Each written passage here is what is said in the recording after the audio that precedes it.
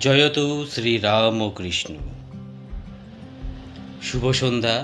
To see সবাইকে a স্বাগত। world in a grain of sand and a heaven in a wild flower. প্রখ্যাত ইংরেজ কবি William ব্ল্যাকের এই কথাগুলি আমাদের দাঁড় করায় এক উপলব্ধির সামনে।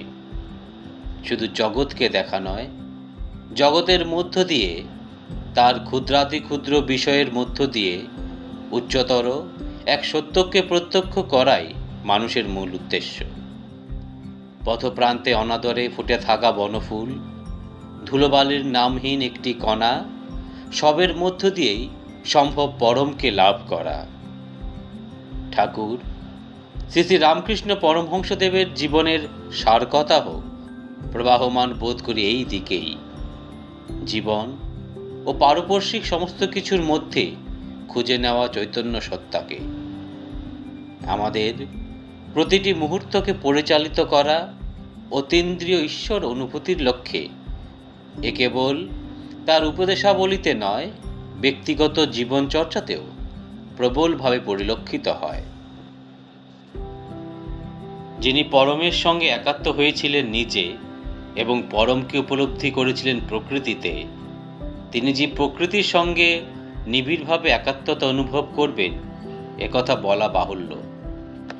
সেই একাত্মতার গভীরতা আমরা বুঝতে পারি দক্ষিণেশ্বরের একটি ঘটনা স্মরণ করলে।